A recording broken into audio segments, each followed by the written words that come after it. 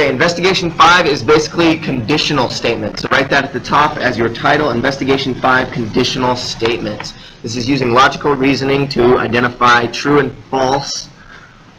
So investigation 5 is basically just conditional statements. I'll give you a list of the conditional statements and then let you get to work. Conditional statements are basically if-then statements. So the first definition I'll give you is just for a simple conditional, and I'll give you the shorthand version and the longhand version verbally. So a conditional statement is simple. It's an if-then statement. For example, and probably one that I'll use quite often, if it is raining, then the sidewalk is wet. Okay? If it is raining, then the sidewalk is wet. That is a conditional statement. When we start talking about the manipulations of conditionals is when we start changing that. So it goes if P, then Q. Okay? So to identify what P and Q are, P is the hypothesis. In other words, it's the thing in the front. It follows the if. So you might write that in there too. Follows the if part of the statement. So in if it is raining, then the sidewalk is wet, it is raining is the hypothesis. Okay? And here for Q, we'll talk about it being the conclusion. The conclusion Q is basically everything that follows then. So in my conditional statement, if it is raining, then the sidewalk is wet. The sidewalk is wet is the conclusion in that statement. Okay, so we're going to do a little bit of practice with that and see if we can identify the hypothesis and the conclusion. Remember, these are really simple, and I'm following them in your book if you want to see them written down. In the first box, it says under the original, it says if a figure is a triangle, then it has three sides. So the thing following the if and before the comma is the hypothesis. The thing following the then and preceding the period is the conclusion. So if a figure is a triangle, the hypothesis would be a figure is a triangle. Do not include the if part in the word. It does not include it. So if is not included in our hypothesis. We do not write that in there. Same thing for then. Then is not included in our conclusion. So for the conditional, if a figure is a triangle, then it has three sides. The conclusion would be it has three sides. Okay? Kind of easy. So let's go over a few more originals. I'm going to go down the line here. I'm going to start with Serena. They got the longest line. I only got two of these, so we're doing that one. So here's the statement. If a figure is a triangle, then it has three sides. We decided that that one is hypothesized as a figure is a triangle, and conclusion, it has three sides. So using that knowledge, we're going to identify the hypothesis and conclusion of this statement. If a figure is a rectangle, then it is not a triangle. And I'm getting these off of page 321. This is part F, if you want to look at it. Part F. Page 321, part F. So if a figure is a rectangle, then it is not a triangle. What is the hypothesis, Serena?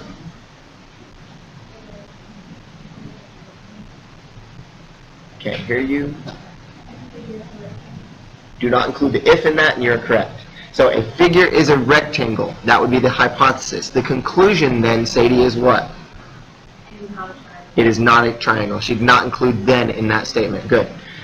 Going to part G, we're going to do that one, Hallie. It is, if a figure is not a polygon, then it is not a right triangle. What is our hypothesis? A figure is not a polygon. Good. And the conclusion, Bailey? Try again.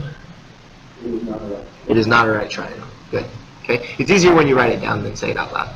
So when you write it down, you'll just have to write them down. And make sure you don't include then and the if in that. Okay, any confusion there? Okay, I'm not going to go over conditionals anymore then. I'm going to go into the definition of converse. So converse is a manipulation. These are all manipulations of a conditional. Okay, so conditionals turn into the converse of the conditional. Okay, they turn into the inverse of the conditional, the contrapositive, and then there's another one but we won't worry about that right now. So here you go. The converse of a conditional basically is the flipped version of that. So basically it looks like this. If Q, then P. So basically all it does, instead of saying if it is raining, then the sidewalks are wet, it flips it. If the sidewalks are wet, then it is raining. Okay? Constructive comment? I can't hear. Okay.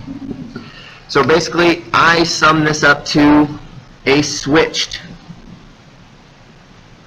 That's all it is. They just switch. The hypothesis and conclusion switch. So when I talk about the definition of a conditional, I say if then. When I say converse, I say switched. Next, we talk about the inverse. The inverse is a not statement. So this is what it looks like. If, and it keeps it original. So it keeps it in the original order. So this is the symbol for not. Okay? It's basically a little squiggly line. It looks like approximation, right? So this means, I'm going to draw an arrow. That means not. Okay? So if not P, then not Q. And I think your book uses a different symbol for it, but that's how I learned it in college, so I'm going to use that. So if not P, then not Q. So basically I call this a not statement.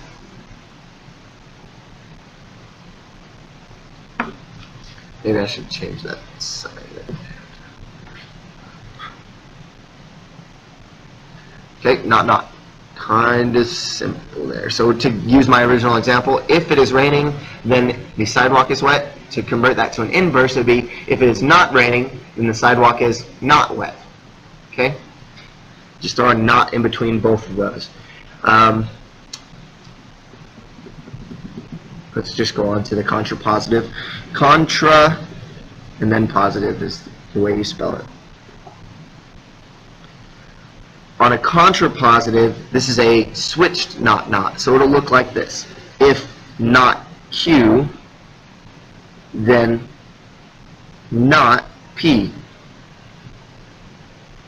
And again, that's a switched not. Okay? So in my shorthand definitions, I always say switched. It's a not. It's a switched not. Okay? Forgot what? Oh. Got a little bit of an accent there. Alright. Any questions over those definitions? Alright, we're going to go back to those examples that I did a second ago on F and G. We're going to go through them again. Okay, we're going to convert each of those into a converse, an inverse, and a contrapositive. Okay? So nobody's getting out of it this time. We're going to start with F. It says if a figure is a rectangle, then it is not a triangle. And we're going to start with Graylin and just work our way down the line here. So remember, we're just switching those. So we just take the hypothesis and the conclusion and switch them. So Graylin, on part F, it says if a figure is a rectangle, what do we do, Charlie?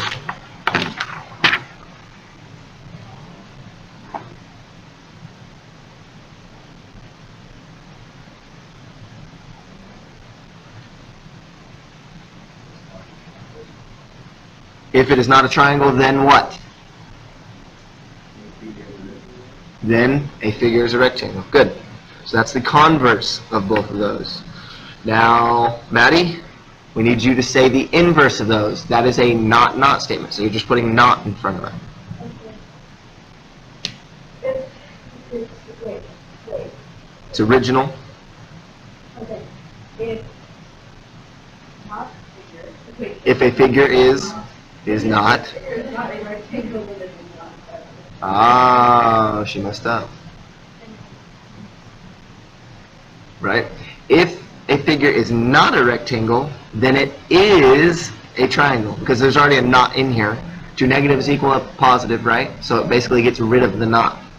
Tricky, tricky. Let's not torture him with the contrapositive on that one. I'll torture Serena with the contrapositive. But you got the next one. All right, Serena, contrapositive. Remember, that's a switch to not. So basically, you're saying what Graylin said, but putting a not in it.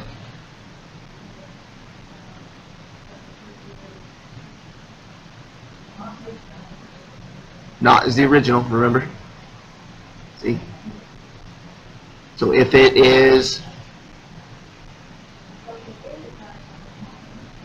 then it is not a rectangle. So the contrapositive of this one is, if it is a triangle, then it is not a rectangle. Okay, now I'm going to torture you. Ready? You're going to do this guy right here. If it is not a polygon, then it is not a right triangle. Okay? If it is not a polygon, then it is not a right triangle. You're going to do the converse of that. Converse is a switched statement. So switch it. Go. Elion.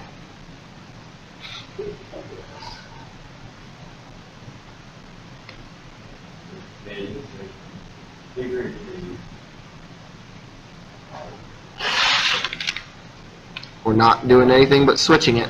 So switch it.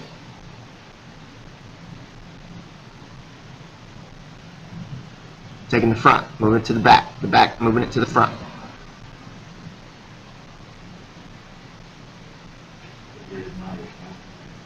Good. Then? Good. So if a figure is not a triangle, then a figure is not a polygon. Good. Sadie, give me the inverse of that, remembering it's a not statement. So, if the figure is a polygon, Good. Since it already had not in it, we're just taking the knots out. If a figure is a polygon, then it is a right triangle. Good. Contrapositive, so basically you're saying what Elion said and making it all knots. Okay. Good. If it is a right triangle, then it is a polygon. Awesome. Okay, Bailey, you're going to do the next one. It says if a figure is a polygon, then it is a right triangle. Tell me the converse.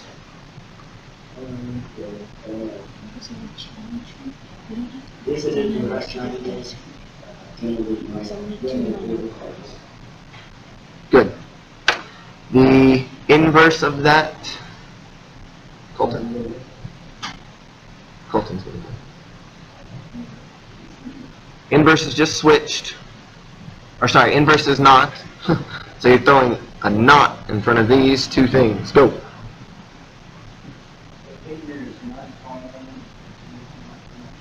Good. And I'll say the contrapositive. This is all I do, guys. I cover it up. I write it down. If it is not a right triangle, then a figure is not a polygon. Okay. I'm reading them out loud. It's easier to cover it than switch. Okay. Any questions for me? All right. We're going to talk about the truth values of these kinds of statements.